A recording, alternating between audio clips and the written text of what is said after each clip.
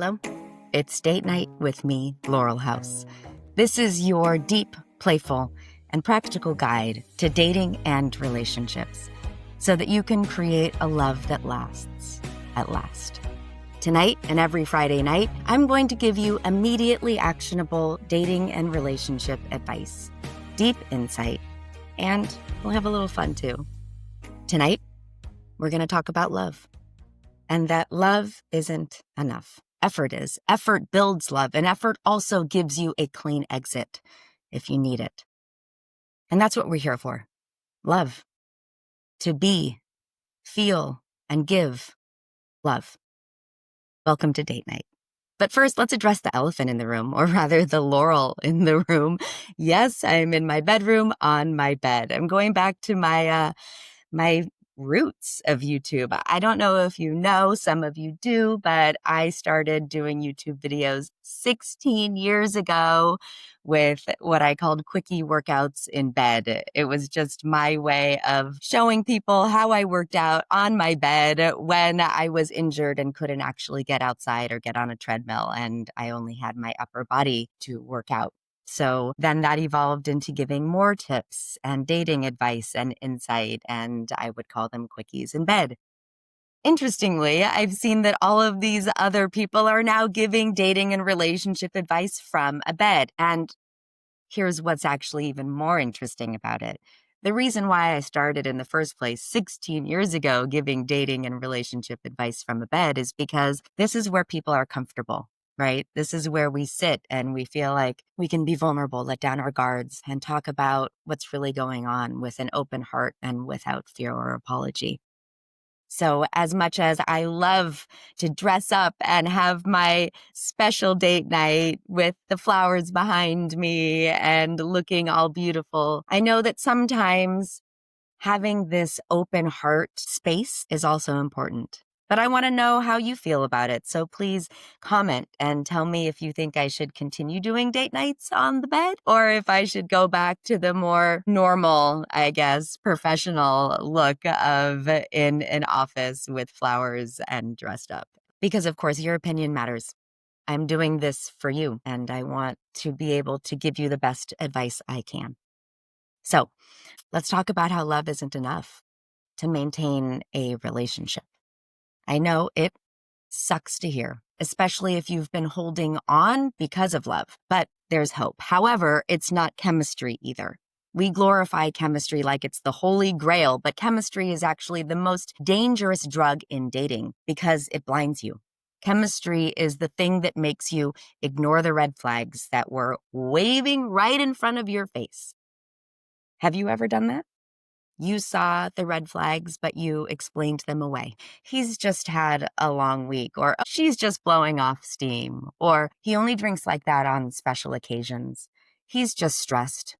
She's just being protective of me. He's just passionate. She's just. Chemistry makes excuses, and love is easy. Love is not the issue. The issue is, does this person respect you? Do they support your core values? Do they share your vision for a future? Or do they resent it? Does this person honor who you are? When you speak, do they hear you? Or do they feel attacked? Love is a feeling. Respect is a behavior. And relationships are built on behaviors, not feelings. Here's the truth. Your values are not preferences. They are your foundation. If you're with someone who doesn't respect your values, the relationship will eventually collapse, no matter how much love or chemistry you have. Let me break it down for you. Love is easy, but that doesn't mean that your relationship is healthy or meant to last. If you're with someone who doesn't respect, support, honor, or share your core values, your values are the baseline for who you are. These values might be family, curiosity, self-improvement, balance, compassion, drive, giving back, or whatever is most important to you. If your partner cannot respect and honor those values in you, and he or she doesn't respect and honor. If your partner cannot respect and honor those values in you, then she or he does not respect and honor you. If he or she resents you for who you are, the time that you dedicate to your values, verbal and physical expression of those values, if they resent you for who you are, the time that you dedicate to your values, verbal and physical expression of those values, then they are not for you. And vice versa. If your partner is about free flowing and you like rules and structure, are you still able to respect each other and honor each other and your differences? If your partner is about being in the moment and you feel safe and secure by considering the future, in spending choices and indulgences, can you find balance in those two opposite belief systems? If you can't respect, understand, integrate, or share values, you will find that you are constantly and consistently going up against each other's values. They will be the source of your arguments, anger, and the eventual cause of your end. Number 2, no matter how much you love each other, your relationship cannot last if you are with someone who does not respect, honor, or share your lifestyle. Lifestyle is an extremely important, if not essential, element in a relationship. That being said, just because you have different lifestyles doesn't mean that you can't find a balance together. But it is essential to consider and have consideration when it comes to things like religion, parenting styles, finances, social preferences, and communication. Do you have very different priorities and expectations of yourself, life, and each other? If you differ, and more than that, are on opposite ends of the spectrum in these important areas, you have to be realistic as to if you are a fit long-term. While it might be fine and even fun for now to be with your opposite, does it have enduring potential? What's going on? Because you seem to be a little bit unsure. Honestly, I don't know. There were some strange things that were happening, and I started asking questions, and I felt like his answers didn't align with how he portrayed himself. When something feels off, that's your intuition, bringing awareness to the fact that you have some questions. There's a website that I love called Truthfinder. Truthfinder can help us figure out if these are real red flags or if he's the real deal. We do a little bit of a background check. Truthfinder is a great way to simply deliver police records, arrest records, criminal records, speeding tickets, bankruptcy court records, voter registration data, social media handles, phone numbers, home addresses, email addresses, and possible relatives. And you know what we can learn from that? If he's actually married or if he's single. And you know what? While we're at it, it's not a bad idea to do a little search on you too, just to see what's out there, what people can find about you. You know what? I think it's a really good idea. This is going to give me so much more confidence dating. And I would like to do that search on me too. What if someone thinks that I'm fake? Number 3, no matter how much you love each other, your relationship cannot last if you are with someone who does not have the ability to communicate on the same level that you do. Every individual creates a perspective and style based on past experiences, pain, insecurities, screw-ups, and lessons learned. There are many different ways and styles of communication, but if you and your partner do not match up and cannot come to a place of understanding each other, then it's as if you are speaking two very different languages. You may even be saying the same thing, yet you continue to argue because it's being expressed differently. How you communicate your needs, feelings, fears, excitement, and love must be heard by your partner. If it's not heard, and if you don't feel heard, then you will feel alone, disrespected, slighted, and unimportant. Even if your partner feels the exact opposite of the feelings that they are unintentionally instilling in you. Number 4, no matter how much you love each other, your relationship cannot last if you are with someone who views your feelings as criticism.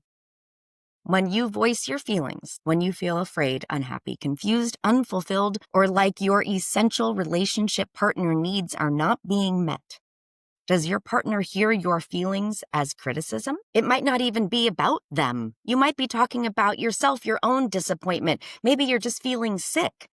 Are they constantly defensive when you speak your feelings, your mind? Do they make you feel like your feelings are ridiculous or that you're attacking them? Do they minimize and marginalize what you're saying? If that's the case, try couples counseling. It might just be communication styles, but it also could be that you have a complete difference of opinion and priorities. And it is extremely difficult to have a relationship on that foundation. Number 5, no matter how much you love each other, your relationship cannot last if you are with someone who has a different time frame and partnership expectations. If you want to get married within a year and a half and get knocked up within 2 years, you need to have a conversation with your partner about it. Or maybe you have expectations in terms of when you want to buy a house or where you want to put your savings, how you want to spend money, how you want to raise your children, what hours you want to work, when you want to retire, how do you want to retire. These are all very important conversations that you must have, because if you have different life expectations and your life desires are more important than your relationship, then you have to talk about it. This is a conversation that is honest and about your needs, explaining, this is where I stand. This is the course I am on. Are you on this course too? Especially if you are at a time in your life where you feel like your window to having children is closing, or right now is the time that you absolutely must be saving money because retirement is coming or some other big important expenses, or there's an illness. You must have a conversation about your future that is realistic. Being upfront with what you're looking for is absolutely important. The fact is that some men or women just don't want to commit. They have had girlfriends for 8 years, then they feel like the relationship has run its course and they jump ship. It's a pattern. Or maybe they just truly don't see a life with you. They think you're great and they are really enjoying your relationship, but they don't see it going anywhere beyond where it is right now. You are on a ride that will end, and that is for sure on their end. The only question is, when? They know that this relationship will not move into marriage, into future. They will not be proposing or accepting a proposal. Although they might want kids, they don't want kids with you. And you have a right to know that. Number 6, no matter how much you love each other, your relationship cannot last if you are with someone who you are unhappy with. No matter how deeply you love this person, to the depths of your soul, with each breath you take, if you could drink them in, you would. You crave them, but it's killing you. You're in a bad relationship, and that's when it's time to break up. Breaking your own heart can be the most torturous and confusing breakup of all, because you can't help but question whether you're making the right move. You know you're unhappy. You aren't getting what you need in this relationship, but your heart feels like it is splitting in two, even though you're the one who's ending it. Being in a bad relationship can lead to depression and a lifetime of insecurities, unhealthy behaviors and thoughts, and a temporary loss of self. It's time to walk away. Run if you think it's necessary. Eventually, your love for them will fade, and you'll stop thinking about them every minute. Then one day you'll realize that you didn't think about them for days. And in time, they will fade away. So how do you know if you're in a bad relationship? They physically or emotionally abuse you. You don't like who you are when you're with them. You feel like you're suffocating. You're lonelier when you're with them than when you are alone. They are possessive of you in an unhealthy way. They don't celebrate your accomplishments, but would rather one-up you instead, or push you down. They put you down when you're with other people and make you feel like an idiot. You're afraid that they'll get mad at you when you talk or hang out with your friends, so you feel like you have to lie. They check your phone because they're convinced that you're cheating, but you aren't, and you've never shown any signs of that. You can't remember the last time you smiled. You stop wanting to be your best self. They lie all the time. They are constantly saying hurtful things to you that make you feel like you're not enough. And it's not that they're saying things like, hey, I need you to be better, or I need you to be nice to me. They're saying, you aren't good. You are doing this. You are bad. Your past made you a bad person. Look at who you've been. They use your past mistakes against you to shame you. They take the elements of your shame, of your insecurities, and they throw them in your face, pushing you further down into that hole of sadness. You are on a roller coaster with them. You don't know when they're going to be nice or when they're suddenly going to explode because you've stepped on a landmine. You are scared to talk, to tell your feelings, to share your needs, to talk about activities that are upcoming because you don't want to upset them, because it's the wrong time to talk to them, because you might disturb them. You can't remember the last time you smiled. Real. You stop wanting to be your best self. You stop putting energy into yourself. And it's not because you feel comfortable, it's because you don't care. You're making excuses for them. You feel like you're settling for less than you deserve. You don't want to touch them. You make excuses as to why you can't have sex or even kiss right now. Everything and everyone is more important than spending time with them. It might be time to end it, or at least get help so you can get on the same page. Maybe this is who and how they are based on how they were conditioned, raised, and what was modeled for them. And they've never done the work to change, but they want to. They don't want to hurt you. They want to be happy with you. Maybe they fear that they can't change because they've been this way for however long they have been. The sooner that they can make change, get help, learn new ways, and walk a new path, the sooner you will smile again. I promise you. It's a little like exercising when you do not want to. One more day of exercising is one day less of being overweight, is one day closer to reaching your goal, to being healthier. The same situation applies for separations. One less day of being together is one day closer to being happy. Because love isn't enough. It's not worth more than your happiness. It's not worth more than your health. It's not worth more than your values. I want you to look back, honestly, right now. What were the red flags that you ignored? What little things did you brush off? What patterns did you justify? Maybe you saw the potential in them. Maybe you saw the little brightnesses of hope and happiness and knew they would change one day. When have you made yourself smaller? When did you silence yourself? Because this is the work. I'm not asking you, do I love them? I'm asking, is this relationship healthy for who I actually am? Love is not enough. Chemistry isn't even close. A relationship needs alignment of values. A relationship needs communication that lands and connects. A relationship needs respect in the small moments. So ask yourself, is this love or is this a high? Is this connection or is this chaos? Is this partnership or is this pain? Is this fear? Is this habit? Is this hope? Is this fantasy? Because if the price of staying is losing yourself, then the cost is too high. And you are allowed to walk away, even if you still love them. This is date night. Because love isn't enough. Effort is. Real, honest effort. It's not being able to say, well, at least I can say that I tried. It's not about what you can say to anyone else. It's about the truth, what you feel, what you know. Did you put in real effort? Really? And what does real effort mean to you?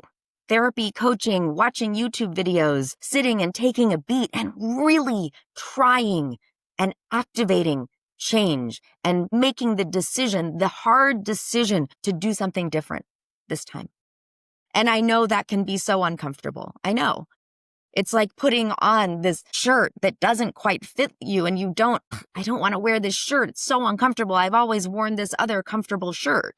But after a while of being in this shirt, suddenly you can move better. Suddenly it feels so much better and serves you and your life so much better. It's just, are you living in comfort or are you living in habit, in routine, in what was modeled for you? Are you just repeating the same thing that you learned and then having shame because of it?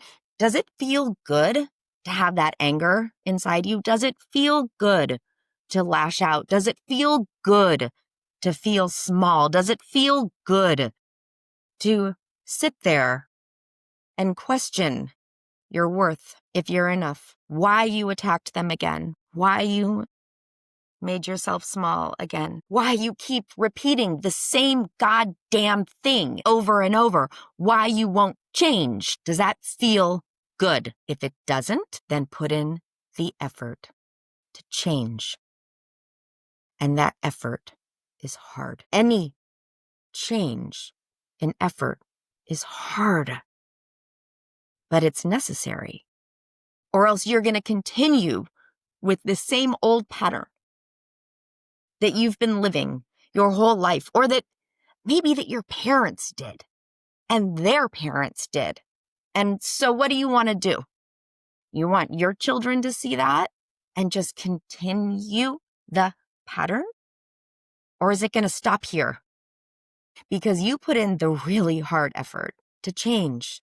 And sometimes that effort also is expensive financially. Sometimes that effort means digging into your pocket, taking out a loan in order to pay a professional who can help you. And you might say, well, I don't have the money. I don't want to make that payment. Okay, so what's it worth? What's your happiness worth? What's your day, your week, your month, your year worth? What's a breakup worth? What's a divorce worth? What is screwing up your children potentially worth? Is it worth having to work a little harder to make a little more money? Is it worth having to be in a little bit of debt for a short period of time? Is it worth not being able to buy that something that you've been wanting to buy because instead you're putting it towards getting help? And I'm not saying that you must spend money. I'm just saying this is one of the many excuses that I hear. I can't afford it. I know that I need help, but I can't afford to change. You can't afford to change? Okay, well, if you need help, if you're not happy, what's it going to take? Maybe it is just watching a lot of YouTube videos. I have my Love Actually Academy. I'm putting out so many videos. Maybe it's finding a coach who you really like on YouTube and asking them questions. And maybe it's a coach who responds to your questions in YouTube videos so that in some way you are getting that insight and that help. And then it's also keeping yourself accountable to changing. And maybe it's having a friend, or maybe it's writing it in a journal. I know some people, they don't want to write it down, or they don't want to type it up. They don't want it to be documented. But writing it down allows it to get out of your head. And once it's out of your head, then you're able to move forward. And you can also look back and see how far you've come. See, oh, wow, these were my issues back then. And you know what? That one time I didn't explode, or that one time I voiced my mind. That one time I didn't make myself small. I can do that again. I can do that one more time and one more time and one more time and one more time until the habit has changed. And then you can look back because you've been writing it down and you can see how far you've come. It's also about celebrating those little wins of change, because this video, that love is not enough, this video is not about ending it with the person you're dating. That's not what I want you to do. That's not the goal. The goal is love. The goal is happiness. The goal is exhaling. The goal is peace. The goal is to feel safe, physically, emotionally, financially, sexy, and seen. That's the goal. That's what I want you to feel. That's what I want everyone to feel. Because, the truth is, if we all feel good, then we're not going to drive around being assholes. There's enough of those people. I know I could be an asshole sometimes driving around too, and I don't like how it feels. I don't like how it feels when I'm fighting with my husband. It sucks. Everything in my life sucks when we're fighting. It really does. I know. The shame, the pain, the cycles. I've been in those relationships. I've been the one to jump out. I've also been the one who's made the decision to stay. I've been made to feel small.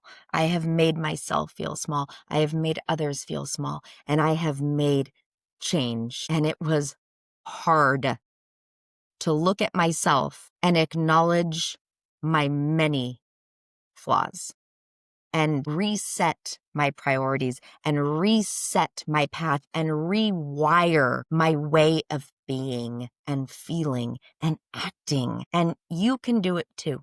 Yes, I'm a relationship coach. Yes, this is what I do for a living. And I'm also a person messed up. And you have too. And you might be doing it right now. And it's not too late to change. It's not too late to say, okay, it's time to write another chapter, to make a mid-course correction, because this isn't working anymore. And I'm not going to put anyone else through pain. And I'm not going to model weakness, sadness, abuse, whatever it is that you're doing for your children or for anyone else. So yeah, love is not enough, but effort, real effort is.